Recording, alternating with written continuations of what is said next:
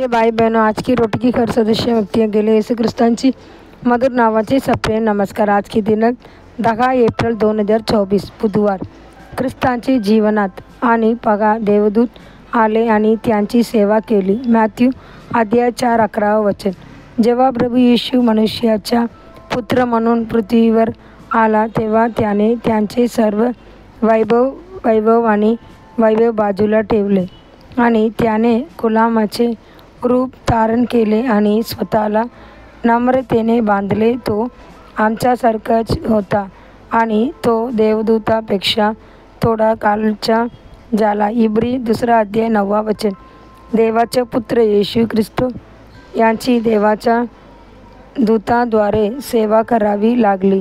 सर्व सुवर्तमानामधून आपण प्रभू येशूच्या संपूर्ण जीवनात देवदूताच्या सेवेबद्दल वाचू शकतो, जो आपल्यासाठी एक आदर्श आहे.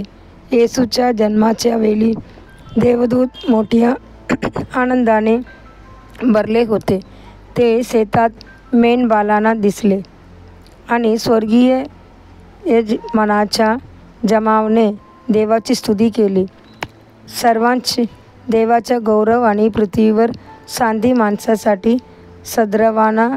लूक 2 अध्याय 14 वचन. जेव्हा देवदूताला हेरोद सर्व मुलांना दार मारण्याचा गट रचत आहे हे कळले तेव्हा ते लगेच योसेफला स्वप्नात दिसले आणि म्हणाले, उठ, लहान मुलाला व त्यांच्या आईला घेऊन जा, इजिप्तला पळून जा आणि मी तुम्हाला स्वर्गीय तिथेच राहा, कारण हेरोद लहान मुलाला त्यांचा नाश करण्यासाठी शोधले. मॅथ्यू 2 अध्याय 13 वचन.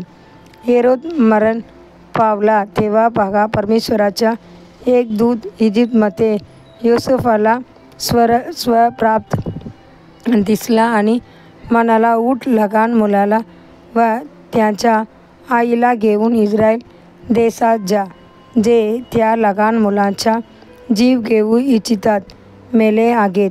जेव्हा येशूने 40 दिवस आणि 40 रात्री उपवास केला तेव्हा मग यांची परीक्षा घेण्यासाठी आला. त्याने सर्व मगावर मात केल्यानंतर देवदूत आले आणि त्यांची सेवा केली. किती दिलासादायक आणि प्रोत्साहनदायक ठरले असते.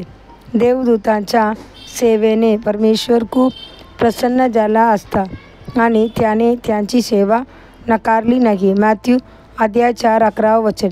प्रभूच्या पुनरुत्थानाच्या वेळी प्रभूचा एक देवदूत स्वर्गातून खाली आला. त्याने दगडाचा दगड मागे वळवला आणि त्यावर बसला. मॅथ्यू 28 अध्याय 2 वचन. देवदूतांचा चेहरा विजेसारखा होता आणि देवदूतांच्या नजरेने सर्व पगारेकरी मेलेल्या माणसासारख्या खाली पडले. त्यांच्या चेहऱ्याने सैनिकांमध्ये भीती निर्माण केली असताना मेरी मग्दलिनी आणि इतर स्त्रिया त्यांच्याशी धैर्याने बोलू शकत होत्या. त्याच प्रकारे येशू ख्रिस्त स्वर्गात गेला तेव्हा देवदूतांनी शिष्यांना दर्शन दिले आणि म्हटले, खालीलच्या माणसांनो, तुम्ही स्वर्गाकडे टक लावून का उभे राहता? आज येशू जो तुमच्यापासून स्वर्गात उचलला गेला होता, जसे तुम्ही त्याला स्वर्गात जाताना पाहिले तसे येईल. प्रेषित 1 अध्याय 11 वचन. देवाचे मुलांनो, प्रभू स्वतः स्वर्गातून एक ओरडून मुख्य देवदूतांच्या आवाजाने आणि देवाच्या कंशग खाली येईल. त्या दिवशी आपण प्रभू आणि त्यांच्या सर्व देवदूतांना पाहू आणि आम्ही आनंद करू आणि त्यांची स्तुती करू. पुढील चिंतनासाठी श्लोक. आणि तो रणसिंगाच्या मोठ्या आवाजाने त्यांच्या देवदूतांना पाठवले आणि ते त्यांचे निवडलेल्यांना चारही वाऱ्यांमधून स्वर्गाच्या एका टोकापासून दुसऱ्या टोकापर्यंत एकत्र करतील. मॅथ्यू 24 अध्याय 31 वचन. दिवसासाठी बायबल वचन. सकाळी 1 सामुएल अध्याय 15 आणि 16. संध्याकाळी लूक 10वां अध्याय 25वां वचन से 42वां वचन। धन्यवाद।